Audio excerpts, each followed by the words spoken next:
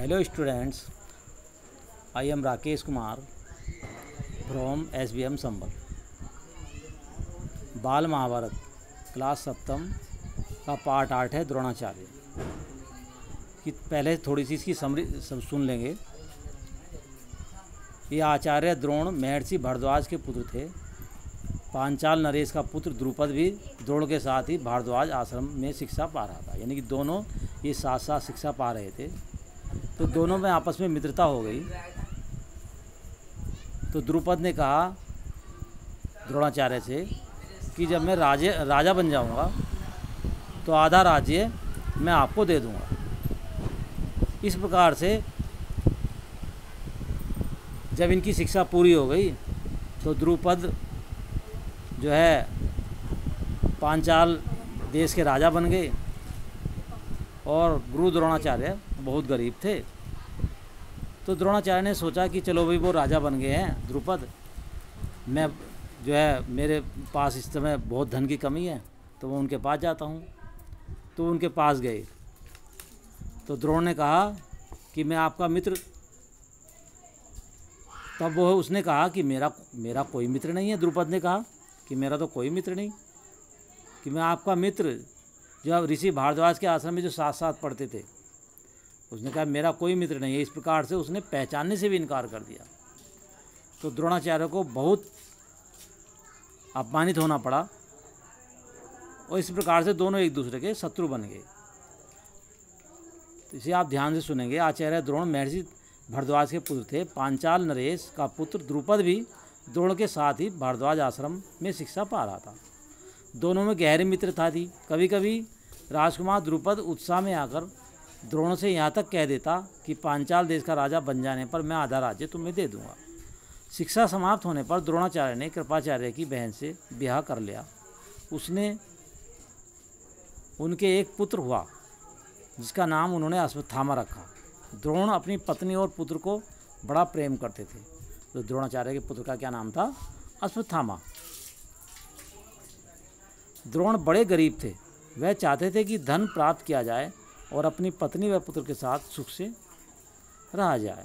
उन्हें खबर थी कि परशुराम अपनी सारी संपत्ति गरीब ब्राह्मणों को बांट रहे हैं। तो भागे भागे उनके पास गए, लेकिन उनके पहुंचने तक परशुराम अपनी सारी संपत्ति बांट चुके थे और धन गमन की तैयारी और बन जाने की तैयारी कर रहे थे। इस प्रकार से परशुराम जी द्रोण को देखकर वह बोले। परशुराम समझ गए कि ये द्रोण आए हैं और मुझसे कुछ लेने आए हैं। वो तुरंत समझ गए और बोले ब्राह्मण श्रेष्ठ, आपका स्वागत है, पर मेरे पास जो कुछ था वह मैं बांट चुका हूँ। अब यह मेरा शरीर और धनुर्विद्या ही है। बताइए मैं आपके लिए क्या करूँ। इस प्रकार से जब द्रोण ने उनसे सारे अस्त्रों के प्रयोग तथा रहस्य सिखाने की प्रार्थना की, परशुराम ने यह प्रार्थना स्वीकार कर ली और द्रोण को धनुर्विद्या की पूरी शिक्षा दे दी। यानी कि जितनी भी शिक्षाएँ याद थी उन्हें धनुर्विद्या की सारी शिक्षा द्रोण को दे दी। कुछ समय बाद राजकुमार द्रुपद के पिता का देहावसान हो गया और द्रुपद राजगद्दी पर बैठा। द्रोणाचार्य को जब द्रुपद के पांचाल देश की राजगद्दी पर बैठने की खबर लगी तो वह सुनकर यह बड़े प्रसन्न हुए और राजा द्रुपद से मिलने पांचाल देश को चल पड़े। उन्हें गुरु के आश्रम में द्रुपद की लड़कपन में की गई बातचीत याद थी। सोचा यदि आधा राज्य भी ना देगा तो कुछ ना कुछ तो धन तो जरूर देगा। यह आशा लेकर द्रोणाचार्य द्रुपद के पास पहुंच गए, लेकिन ऐश्वर्य के मद में मस्त हुए राजा द्रुपद को द्रोणाचार्य का अपना आना बहुत बुरा लगा और द्रोण का अपने साथ मित्र का सा व्यवहार करना तो और भी उन्हें बहुत बुरा लगा। वह द्रोण पर गुस्सा हो गया और बोला, ब्राह्मण, तुम्हारा यह व्यवहार सज्जनोचित नहीं है। यानी कि इस तरह से आपका बोलना कि भी मैं तो एक राजा हूँ और आप कहने कि आप मेरे मित्र थे और हम साथ साथ रहते थे, इस प्रकार से ये सज्जनोचित नहीं है। मुझे मित्र कहकर पुकारने का तुम्हें साहस कैसे हुआ? सिंहासन पर बैठे हुए एक राजा के साथ एक दरिद्र प्रजाजन की मित्रता कभी हुई है? तुम्हारी बुद्धि कितनी कच्ची है। लड़कपन में लाचारी के कारण हम दोनों को जो रहना पड़ा उसके आधार पर तुम द्रुपद से मित्रता का दावा करने लगे। दरिद्र कि धनी के साथ, मूर्ख की विद्वान के साथ और कायर की वीर के साथ मित्रता की हो सकती है? मित्रता बराबरी की हैसियतदारी से होती है, यानी बराबरी के साथ मित्रता होती है, जो बराबर का होता है। इस प्रकार से कठोर वचन सुनकर द्रोणाचार्य बहुत लज्जित हुए। एक बार की बात है, इस प्रकार से द्रोणाचार्य ने अपने मन में ये निश्चय कर लिया कि मैं इस चीज़ का बदला जरूर लूँगा। इस प्रकार एक रोज़ की बात है, हस्तिनापुर के राजकुमार नगर से बाहर कहीं गेंद खेल रहे थे और इतने में उनकी गेंद एक कुएं में जाकर गिरी।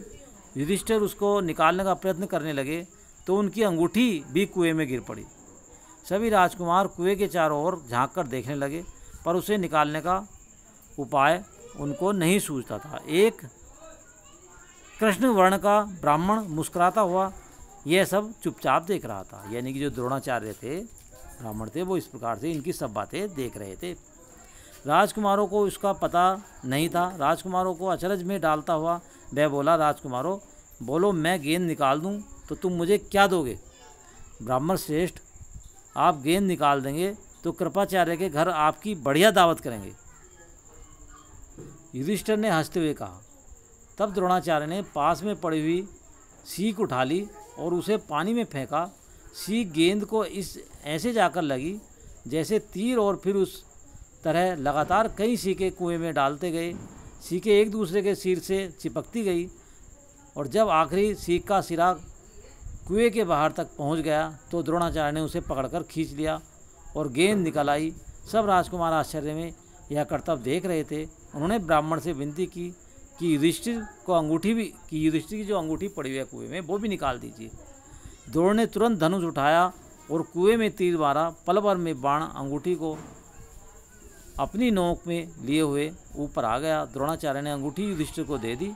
यह चमत्कार देखकर राजकुमारों को और भी ज़्यादा अचरज हुआ। उन्होंने द्रोणों के आगे आदरपूर्वक सिर नवाया और हाथ जोड़कर पूछा, महाराज, आप हमारा प्रणाम स्वीकार कीजिए और हमें अपना परिचय दीजिए कि आप कौन हैं। हम आपकी क्या सेवा कर सकते हैं, हमें आज्ञा दीजिए। द्रोण ने कहा, राजकुमारों, यह सारी घटना सुनकर पितामह भीष्म से ही मेरा परिचय प्राप्त कर लेना, कि जो आपके पितामह भीष्म हैं उनसे ही पूछ लेना कि मैं कौन हूँ। राजकुमार ने जाकर भीष्म पितामह को सारी बात सुनाई तो भीष्म पितामह ताड़ गए कि हो न हो सुप्रसिद्ध आचार्य द्रोण ही होंगे। यह सोचकर उन्होंने निश्चय कर लिया कि अब मैं राजकुमारों को अस्त्र शिक्षा द्रोणाचार्य के हाथों पूरी कराई जाए। बड़े सम्मान से उन्होंने द्रोण का स्वागत किया और राजकुमारों को आदेश दिया कि वे गुरु द्रोण से ही धनुर्विद्या सीखा करें। इस प्रकार कुछ समय बाद राजकुमारों की शिक्षा पूरी हुई। जब उन्होंने शिक्षा दीक्षा उनसे प्राप्त की और उनकी शिक्षा पूरी हुई, उनकी आज्ञा अनुसार पहले दुर्योधन और कर्ण ने द्रुपद के राज्य पर धावा बोल दिया। दुर्योधन ने और कर्ण ने द्रुपद के राज्य पर धावा बोल दिया, पर पराक्रम द्रुपद के आगे वे न ठहर सके। हार कर वापस आ गए। तब द्रोण ने अर्जुन को भेजा। अर्जुन ने पांचाल राज की सेना को तहस नहस कर दिया और राजा द्रुपद को उनके मंत्री सहित कैद करके आचार्य के सामने ला खड़ा किया। यानी कि जब उनकी शिक्षा दीक्षा पूरी हो गई तो उन्होंने गुरु दीक्षा के लिए कहा पांडवों ने।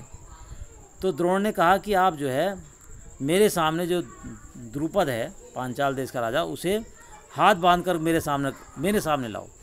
तो इस प्रकार से अर्जुन चले गए और उसे हरा करके गुरु द्रोणाचार्य के सामने ला करके खड़ा कर दिया।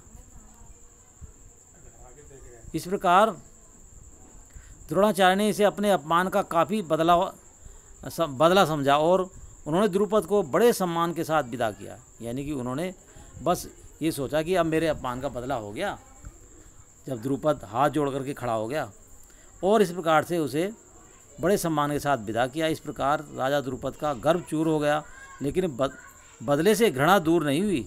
किसी के अभिमान को ठेस लगने पर जो पीड़ा होती है उसे सहन करना बड़ा कठिन होता है। इस प्रकार द्रोण से बदला लेने की भावना द्रुपद के जीवन का लक्ष्य बन गई।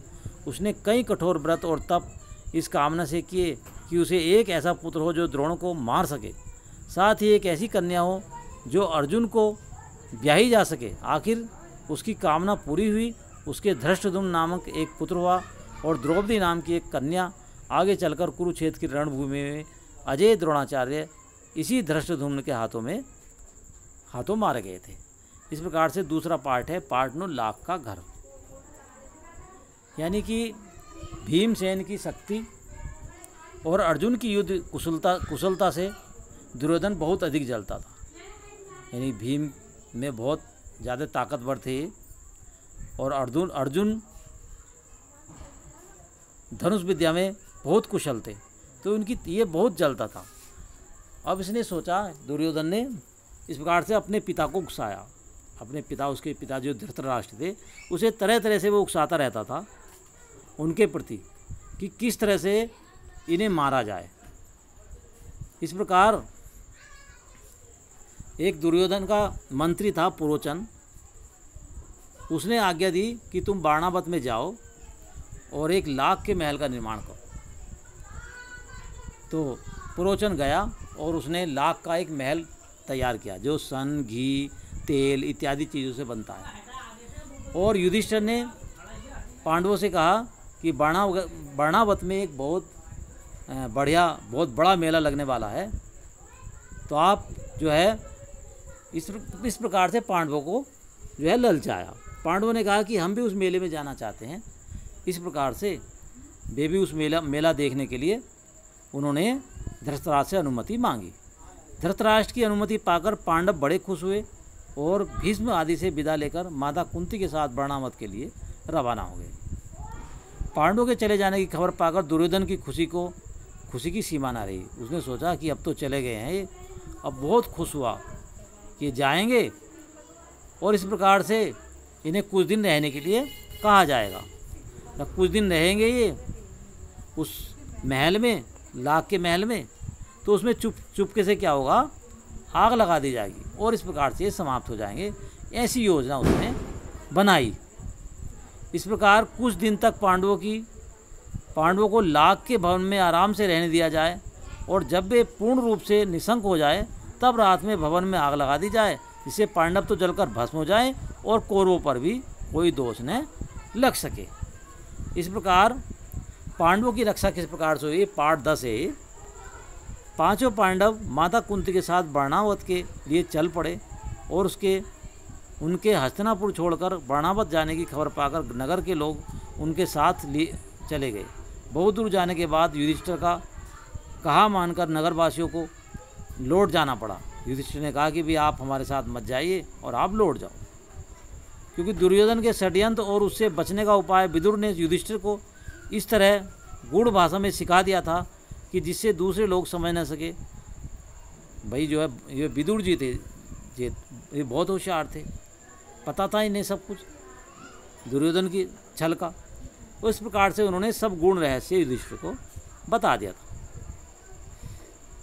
इस प्रकार साथ ही सावधान कर दिया था। यद्यपि यह साफ मालूम हो गया था कि यह स्थान खतरनाक है, फिर भी हमें विचलित नहीं होना चाहिए। पांडवों ने सोचा कि यह स्थान खतरनाक है, फिर भी हमें विचलित नहीं होना चाहिए। पुरोचन को इस बात का जरा भी पता नहीं लगे कि उसके षड्यंत्र का भेद हम पर खुल गया है। मौका पाकर हमें यहाँ से निकल भागना होगा, पर अभी हमें जल्दी से ऐसा कोई काम नहीं करना चाहिए जिससे शत्रु के मन में जरा भी संदेह पैदा की संभावना हो। युधिष्ठिर को इस सलाह को भीमसेन सहित सब भाइयों तथा कुंती ने मान लिया। वे उसी लाख के भवन में रहने लगे। इतने में विदुर का भेजा हुआ एक सुरंग बनाने वाला कारीगर बाणावत नगर में पहुंचा। उसने एक दिन पांडवों को अकेले में पाकर उन्हें अपना परिचय देते हुए कहा, आप लोगों की भलाई के लिए हस्तिनापुर से रवाना होते समय विदुर ने युधिष्ठिर से सांकेतिक भाषा में कुछ कहा था। यह बात मैं जानता हूँ, यही मेरे सच्चे मित्र होने का सबूत है। आप मुझ पर भरोसा रखें, मैं आप लोगों की रक्षा का प्रबंध करने के लिए आया हूँ। इसके बाद वह कारीगर महल में पहुँच गया और गुप्त रूप से कुछ दिनों में ही उसने एक सुरंग बना दी।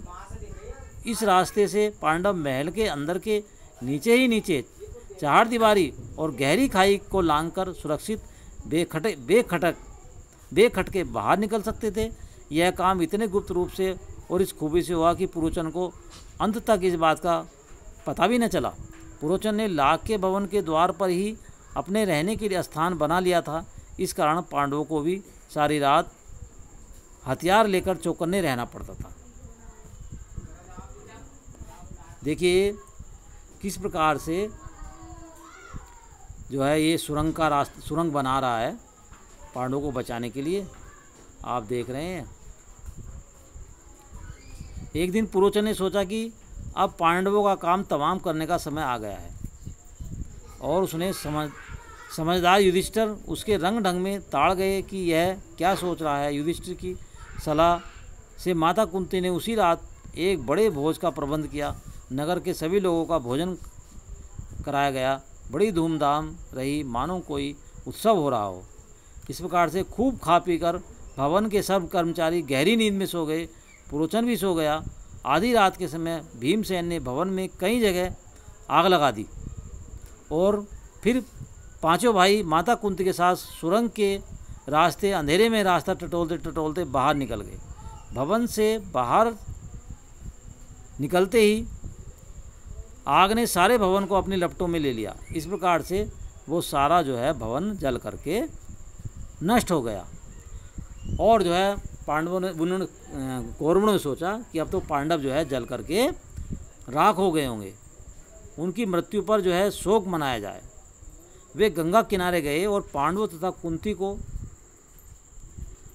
जलांजलि दी, वो देते हैं श्रद्धांजलि देते हैं, इस प्रकार जलांजलि दी। फिर सब मिलकर बड़े जोर जोर से रोते और विलाप करते हुए घर लौटे। परंतु दार्शनिक विदुर ने शोक को मन ही में दबा लिया, अधिक शोक प्रदर्शन न किया। इसके अलावा विदुर को यह भी पक्का विश्वास था कि पांडव लाख के भवन से बचकर निकल गए होंगे। पिता में भीष्म तो मानो शोक के सागर ही में थे, पर उनको विदुर ने धीरज बंधाया और पांडवों के बचाव के लिए किए गए अपने सारे प्रबंध का हाल बताकर उन्हें चिंता मुक्त किया। यानी सारी बात जो है भीष्म पितामह को बता दी कि आप चिंता न कीजिए। लाख के घर को जलता हुआ छोड़कर पांचों भाई माता कुंती के साथ बच निकले और जंगल में पहुंच गए। जंगल में पहुंचने पर भीमसेन ने देखा कि रात भर जगे होने तथा चिंता और भय से पीड़ित होने के कारण चारों भाई बहुत थके हुए हैं। माता कुंती की दशा तो बड़ी ही दयनीय थी, बेचारी थककर चूर हो गई थी। सो महाबली भीम ने माता को उठाकर अपने कंधे पर बैठा लिया और नकुल और सहदेव को कमर पर ले लिया। युधिष्ठिर और अर्जुन को दोनों हाथों में पकड़ लिया और वह उसी जंगली रास्ते में उन्मत्त हाथी के समान झाड़ झंकाड़ और पेड़ पौधों को इधर उधर हटाता रोनता हुआ तेजी से चलने लगा। तब वे सब गंगा के किनारे पहुँचे तो वहाँ विदुर की भेजी हुई एक नाव मिली। युधिष्ठिर ने मल्ला से सांकेतिक प्रश्न करके जांच लिया कि वह मित्र है।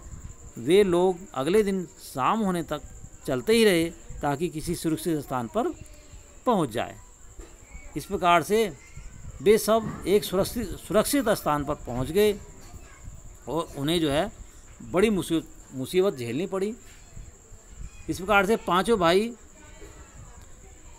जो है वहाँ पर भिक्षा मांग करके अपना जो है गुजारा करने लगे।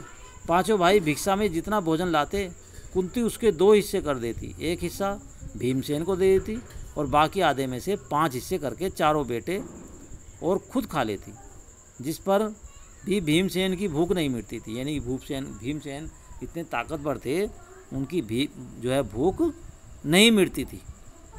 एक दिन चारों भाई भिक्षा के लिए गए। अकेला भीमसेन ही माता कुंती के साथ घर पर रहा। इतने में ब्राह्मण के घर के भीतर से बिलक बिलक कर रोने की आवाज़ आई और अंदर जाकर देखा कि ब्राह्मण और उसकी पत्नी आंखों में आंसू और सिसकियाँ लेते हुए एक दूसरे से बातें कर रहे हैं। इस प्रकार वो बच निकले, पांडव बच निकले और उनकी रक्षा हो गई।